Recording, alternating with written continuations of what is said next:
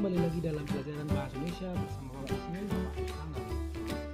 Pembelajaran kita pada pertemuan kali ini yaitu mengenai teks prosedur. Sebelum kita masuk pada pembahasan kali ini, yaitu kita akan memahami dulu mengenai tujuan pembelajaran. Yang pertama adalah memahami bentuk dan mengenali penggunaan teks prosedur dalam kehidupan sehari-hari. Yang kedua, membuat rancangan teks prosedur yang berisi pernyataan umum dan langkah-langkah.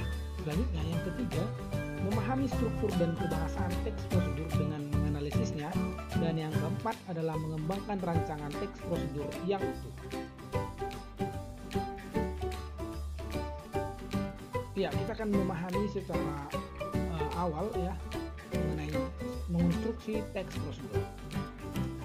Pada hal pertama ini bahwa melalui bab ini kita akan belajar mengenai mengonstruksi informasi dari teks prosedur. Yang kedua, merancang pernyataan umum dan tahapan-tahapan. Selanjutnya adalah menganalisis struktur dan isi teks prosedur. Yang keempat adalah mengembangkan teks prosedur. Perhatikan hal-hal berikut. Apakah kamu pernah mencermati suatu proses kegiatan atau tahapan-tahapan dari buku, majalah, atau sumber lainnya? Pernahkah kamu membuat teks prosedur? Hal apa saja yang kamu temukan ketika membuat teks prosedur?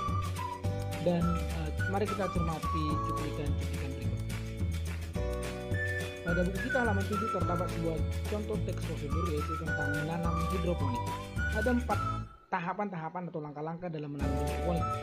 Bisa kamu perhatikan buku paketmu pada halaman 7. Yaitu Bapak rangkum di sini dalam 4 hal, yaitu yang pertama adalah menyiapkan tanaman berdasarkan menyiapkan media tanam berdasarkan sifat bahan dan wadah. Yang kedua, menyemai benih. Dalam hal ini adalah pemilihan benih yang tepat dengan tingkat germinasi tertentu, media semai berupa rockwool, dan proses penyemaian. Yang ketiga, yaitu memberi nutrisi pada tanaman, dan yang keempat adalah merawat secara berkala. Selanjutnya, pada pertemuan sebelumnya kamu telah Bapak perlihatkan sebuah video yang bisa kamu saksikan melalui link, dan sudah kamu jelaskan melalui catatan yang telah kamu kirimkan melalui Google Classroom pada pertemuan sebelumnya. Tapi tidak ada salahnya kita menyaksikan video tersebut kembali. Mari kita saksikan videonya. Tempe 40% tahu dan 10% dalam bentuk produk lain seperti tauco, kecap, dan lain-lain. Konsumsi tempe rata-rata per orang per tahun di Indonesia saat ini diduga sekitar 6,45 kg. Tempe adalah makanan yang dibuat dari fermentasi bakteri Rhizopus farisae yang kita kenal sebagai ragi tempe. Ingin tahu bagaimana proses pembuatan tempe? Simak prosesnya dalam tayangan berikut ini. Sebelum memulai prosesnya, mari siapkan alat dan bahannya. Yang pertama, kedelai. Kedelai yang digunakan adalah kedelai impor. Kedelai ini memiliki bentuk yang besar dan harga yang lebih terjangkau. Kedua adalah ragi tempe. Ragi tempe ini terjangkau didapatkan di sekitar Anda. Ketiga adalah daun pisang. Daun pisang dan tali rafia sebagai pembungkus. Daun pisang yang dipilih biasanya menggunakan daun pisang utuh. Setelah mempersiapkan bahan, kemudian mempersiapkan alat, yakni ember, dandang, dan sampah besar. Setelah menyiapkan bahan dan alat, langsung saja yuk kita mulai prosesnya. Yang pertama, rendamlah kacang kedelai sehari semalam untuk mengurangi kadar keasamannya. Kemudian, giling kedelai untuk memecahkan kedelai supaya membelah menjadi 2. Setelah itu, rendamlah selama setengah jam untuk melepaskan kulit ari. Kemudian, rebuslah kedelai selama 1 jam di dalam dandang bertujuan untuk mematangkan kacang kedelai. Setelah matang, tiriskan hingga dingin supaya hasil lebih maksimal. Setelah dingin,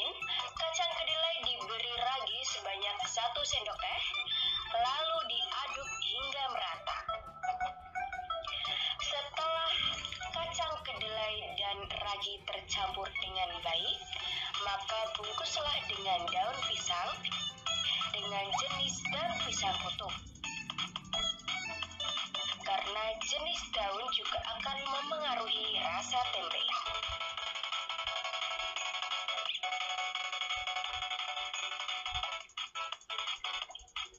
Setelah kacang kedelai dibungkus, maka taruhlah pada suhu ruangan selama 1 hari semalam untuk menjadi tempe.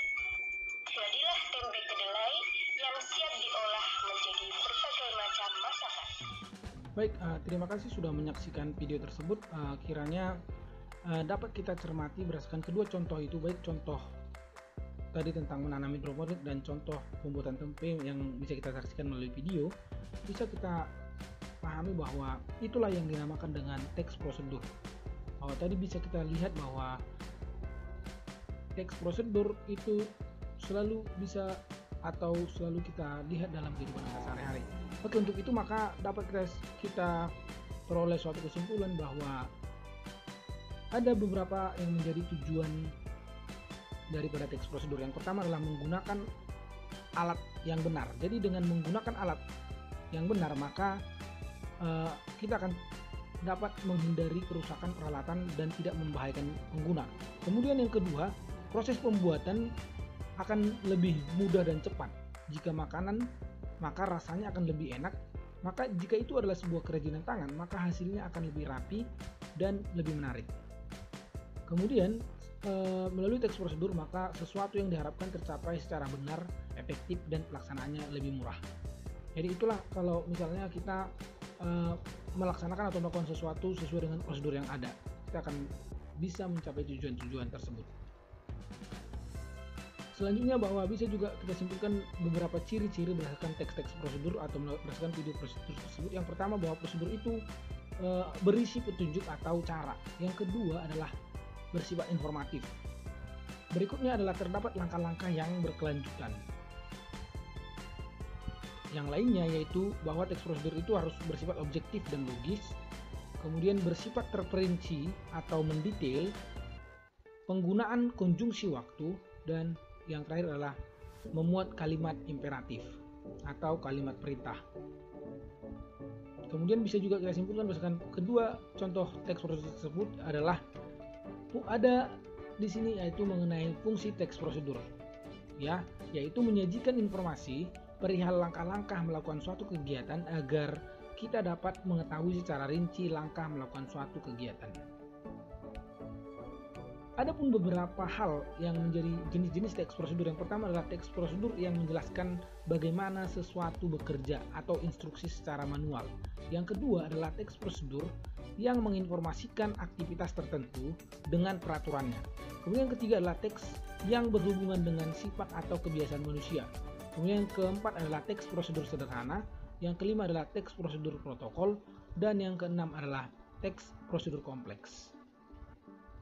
Pada pembahasan berikutnya kita akan coba melihat tentang bagaimana struktur dan kebahasaan daripada teks prosedur. Untuk pertemuan ini kita masih sebatas menjelaskan secara ringkas dulu, karena di pertemuan berikutnya kedua hal ini mengenai struktur kebahasaan akan dijelaskan secara lebih lengkap.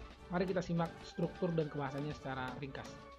Yang pertama, ada 3 hal yang menjadi struktur dari teks prosedur. Yang pertama adalah pernyataan umum atau tujuan, atau bisa juga berupa tujuan gitu ya. Kemudian langkah-langkah atau berupa petunjuk, dan penegasan ulang, bisa berupa saran atau penutup. Dalam hal ini bahwa ketiga struktur itu bisa juga misalnya ya tadi pernyataan umum yang bisa kita lakukan melalui video atau melalui contoh ya. Misalnya ada pernyataan umum, ada tahapan-tahapan, dan ada penegasan ulang. Dalam hal ini tahapan-tahapan itu misalnya cara membuat alat atau membuat sesuatu, kemudian cara melakukan suatu aktivitas, cara melakukan kebiasaan hidup. Tahapan-tahapannya lah yang kita jelaskan, dan itulah akan membentuk sebuah teks prosedur. Ya, sementara pernyataan umum dan penegasan ulang seperti pembuka dan penutup dalam sebuah teks.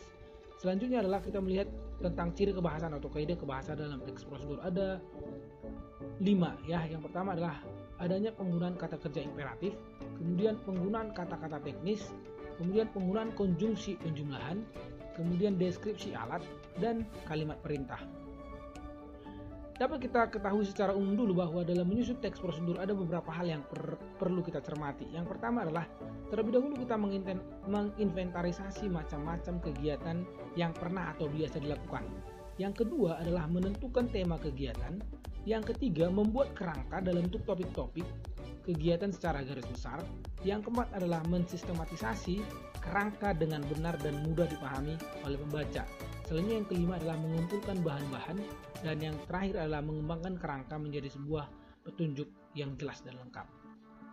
Itulah beberapa penjelasan awal kita mengenai teks prosedur. Jadi mudah-mudahan kamu bisa memahaminya. Jadi untuk hal berikutnya, kamu juga bisa mencermati buku paket kita secara lebih lengkap. Ya,